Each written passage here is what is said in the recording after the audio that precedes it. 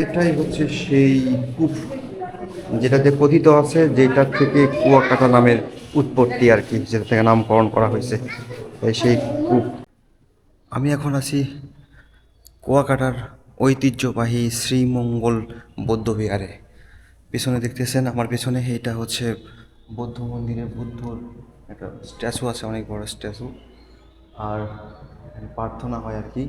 And দেখেন চারপাশে দেয়ালে দেয়ালে সব দিকে অনেকগুলো বুদ্ধর বিভিন্ন রকমের আর কি ছবি টাঙানো আছে, কি কিভাবে কি করতেছে এরকম। অ্যান্ড একটু যদি দেখাই, এই যে বিভিন্নভাবে বুদ্ধকে ওনারা ফুটাইয়ে উঠছে কাজের মাধ্যমে, কি কাজ করতেছিল আর কি। তো অ্যান্ড এইটা হচ্ছে একটা ঘন্টা, মেবি এইটা এখনো বাজানো হয় না, আগে বাজানো হইতো। এই তো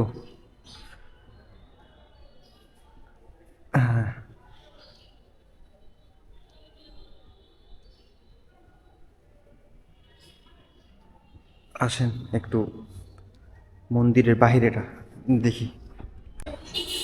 এইটা হচ্ছে একদম মন্দিরের প্রধান গেট। প্রধান গেট থেকে এই অবস্থা।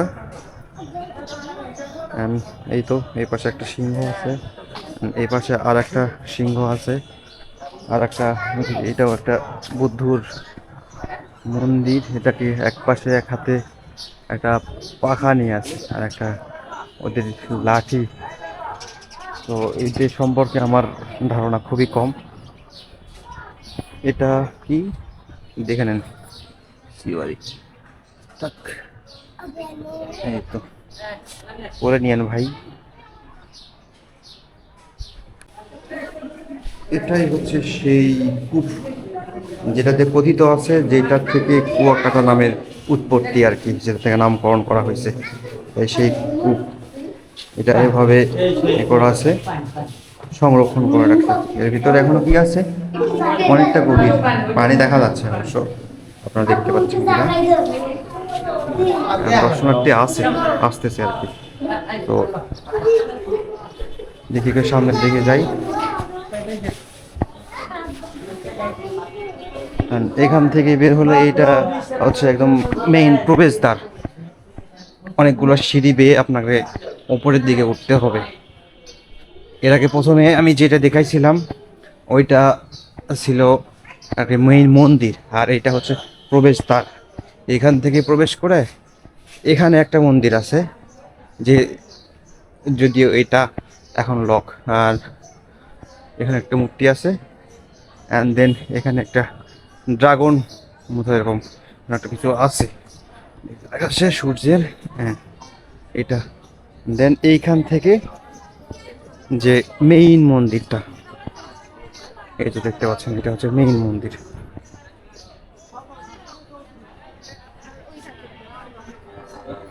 এই এইদিকে আর একটা রাস্তা আছে, এদিক দিয়েও প্রবেশ এবং এক্সিট দুটাই হয় আর কি। নিরিবিলি। মোটামুটি এটা আমি আছি এখন মন্দিরটার একদম আর এক পাশে আর কি, সাইডে। এই পাশ থেকে এরকম ও আসে লোকজন, এখানে ঘুরতে আসে যারাই আর কি কুয়াকাটায় ঘুরতে আসে। এটা একটা দর্শনীয় স্থান। মানে কুয়াকাটার নামের যে উৎপত্তি বা ওইটা সম্পর্কে জানার জন্য হলে এখানে আপনাকে আসতে হবে। অ্যান্ড দেন ভাই, এটা কি লেখা তো কিছু বুঝি না, আপনারা বুঝলে একটু জানায়েন।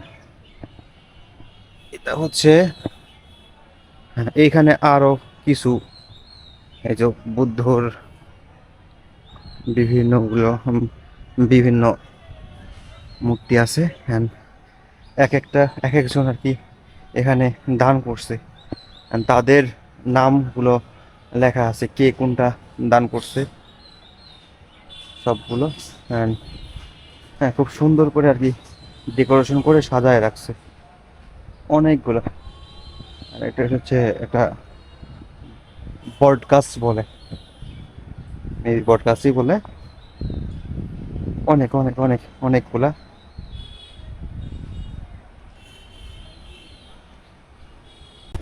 আমি এর আগে যতগুলা বুদ্ধ মন্দিরে গেছি, কেন জানি দেখলাম যে মোটামুটি সবগুলা মন্দিরে একই রকম আর কি। ওদের গোল্ডেন আভাটা আছে, মানে গোল্ডেন মন্দিরটা মোটামুটি একটা সোনালি কালার আছেই, সোনালি কালার এই আছে, ছাপ আছে। ওইটা সম্পর্কে আমি জানি না যে কেন সবগুলা মন্দিরের মোটামুটি একই সিস্টেম, যে সোনালি কালার করা। তবে আমি দেখছি, আমি এর আগে মেবি কুমিল্লাতে গেছিলাম, তার আগে আরও 2-3টা জায়গায় যাওয়া হয়েছে। ও সব পাশে ওই একই রকম। আসি এখন পিছনে বাগানের মতো করা আছে আর কি, এদিকে যাওয়া যাবে না, বন্ধ আছে। সো এইটুকুই আর কি, আসছিলাম কুয়াকাটায়। তো একটু পাশে এই মন্দিরটা দেখলাম, আপনাদের দেখানোর চেষ্টা করলাম যেটুকু পারলাম আর কি। সো আজকের মতো এই ভিডিও এখানে শেষ করছি। দেখা হবে নেক্সট কোনো ভিডিওতে। ততক্ষণ পর্যন্ত ভালো থাকবেন, সুস্থ থাকবেন। টাটা, গুড বাই, আল্লাহ হাফেজ।